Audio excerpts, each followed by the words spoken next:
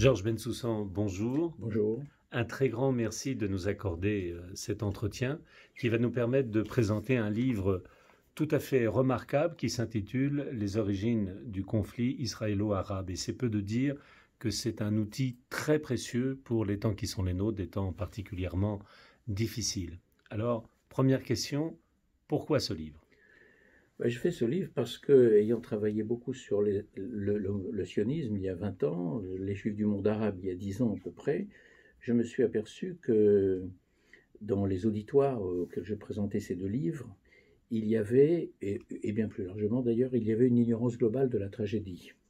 On connaissait en gros le conflit à partir de la guerre de 1967, les autres un peu mieux informés de la question à partir de 1948, mais avant 1948, c'était assez opaque.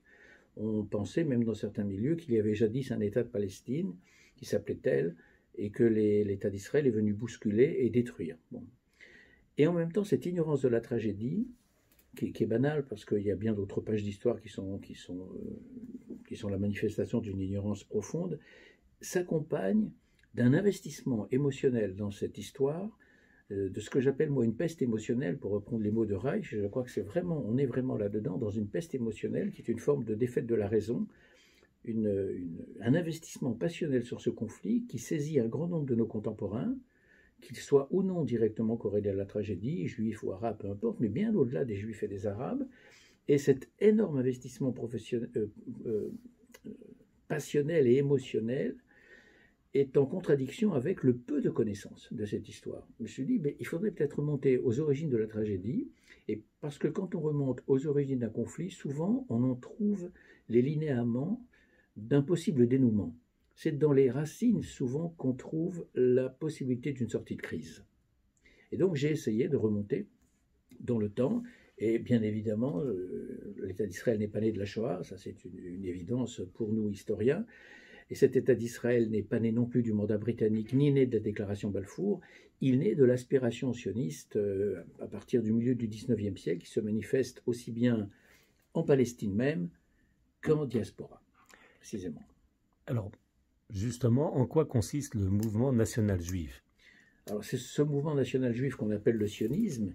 Il est né essentiellement dans une réalité qu'on appelle à tort une réalité diasporique du peuple juif au XIXe siècle. On a l'image d'un peuple dispersé, c'est le mot diaspora. En réalité, quand on regarde le peuplement juif au XIXe siècle, on constate que 80% des juifs du monde vivent dans l'empire tsariste russe. 80%. C'est-à-dire que la part américaine ou la part arabo-musulmane, qui va du Maroc jusqu'à la Perse, englobant pays arabes et pays non arabes mais musulmans, c'est très marginal finalement. Même la part américaine à l'époque ne représente qu'à peine un petit million peut-être de juifs, même pas, 500 000 juifs peut-être au milieu du XIXe siècle. Bon. Donc en réalité, ça n'est pas une réalité diasporique, c'est une réalité déjà quasi nationale qui vit dans cet empire tsariste, qui a une langue commune qui est le yiddish, qui a une foi commune, qui est le judaïsme, qui est une communauté qui est profondément imprégnée par la tradition et la religion. L'athéisme est relativement rare. Il commence à y avoir des mouvements séculiers qui commencent à se détacher de la Torah et de la synagogue, mais on n'en est pas là, encore au milieu du XIXe siècle. Donc on est dans une réalité quasi nationale, ce qu'on oublie. Je veux dire par là que c'est cette réalité quasi nationale qui permet de comprendre pourquoi l'idée sioniste a été si facilement acceptée à cette époque. Ce qu'on a du mal à comprendre aujourd'hui, près de 2 siècles après. Parce qu'on imagine une dispersion totale du peuple juif sur la planète. Pas du tout, ça n'était pas le cas. Et donc, dans la mesure où on a déjà un peuple juif qui est rassemblé sous la forme d'une quasi-nation, sauf qu'il n'a pas de territoire propre, mais il a une culture commune, une religion commune, une langue commune, le yiddish, et même une langue liturgique commune qui est l'hébreu, on est en même temps dans le siècle des nationalités. Le printemps des peuples, 1848, le siècle des nationalités, l'éveil du nationalisme slovaque, hongrois, tchèque, polonais, etc., qui passe par la culture, qui passe par le folklore, c'est aussi cette époque-là. Or, les Juifs ne vivent pas dans un isolat.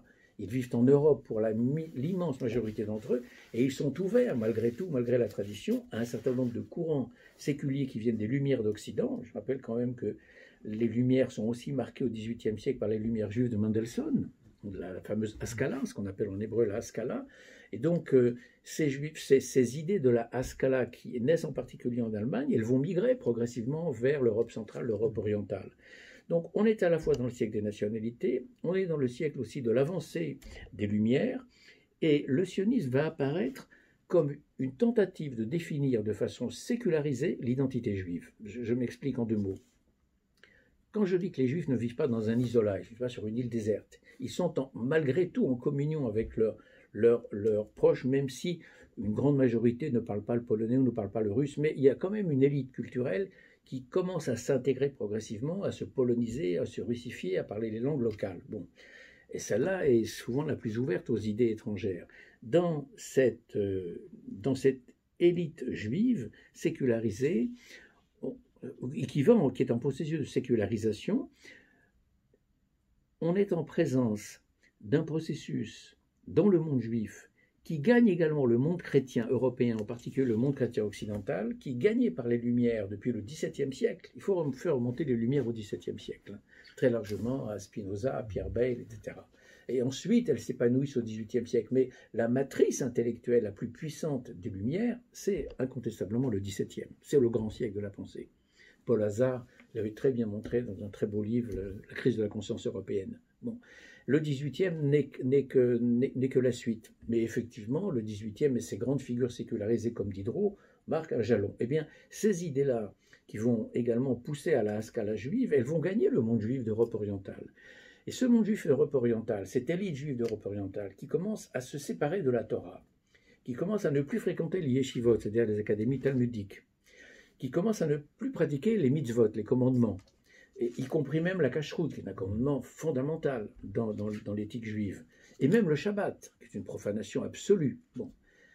La question que se posent ces gens qui vivent en quasi-nation est la suivante: comment demeurer juif quand on s'éloigne de la Torah et des préceptes canoniques du judaïsme, et même quand on s'éloigne de la synagogue, et qu'en même temps on ne veut pas demeurer, on ne veut pas être autre chose, comme le dit Ahadam, qui est l'un des grands intellectuels juifs de l'époque du XIXe, autre chose que les fils de nos pères, une belle formule.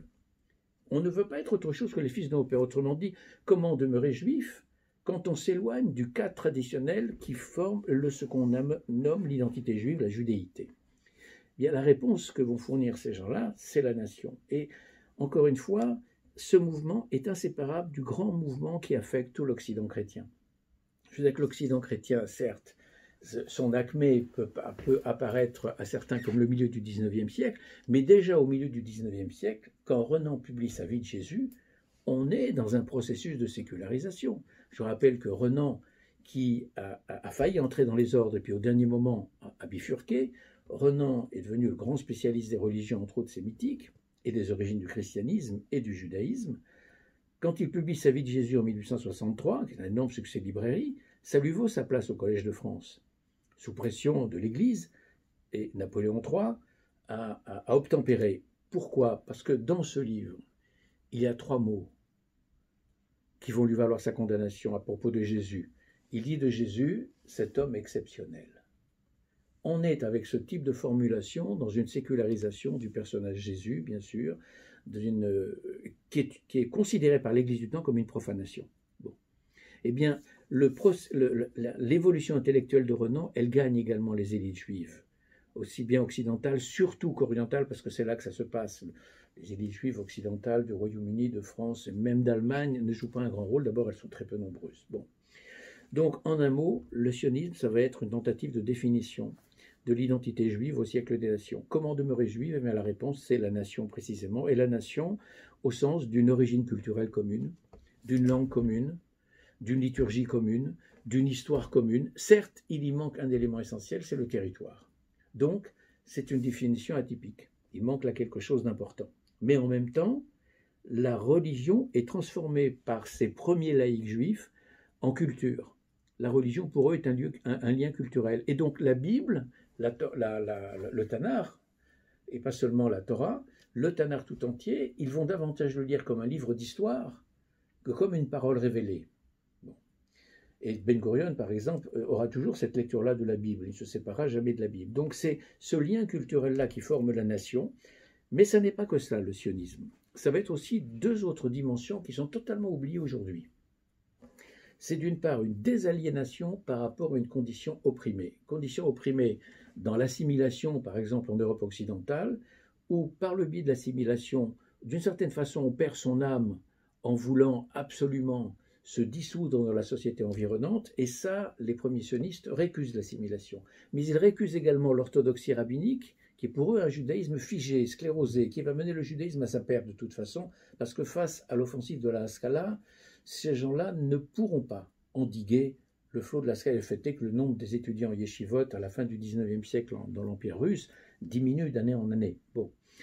Et le deuxième point également, c'est que le sionisme apparaît comme une décolonisation du sujet juif. Je veux dire par là, et ça c'est central à la fois pour les juifs d'Occident que pour les juifs d'Orient, sortir de l'oppression que fait peser le regard des autres et le regard antisémite et le regard anti-juif sur la minorité juive. Un regard antisémite qui a des origines très lointaines, très complexes, ce n'est pas du tout le sujet aujourd'hui, mais pour les juifs du monde arabo-musulman, il faut spécifier ceci: le sionisme apparaît comme la possibilité de sortir de la dhimma, c'est-à-dire de la condition imposée aux chrétiens et aux juifs en terre d'islam depuis le 7e siècle, depuis le calife Omar, c'est-à-dire très peu de temps après la mort de Mahomet, bon, et qui perdure jusqu'au milieu du 19e siècle dans l'Empire ottoman. C'est l'Empire ottoman qui abolit la dhimma, mais il y a loin entre l'abolition dans la loi et l'abolition dans les esprits.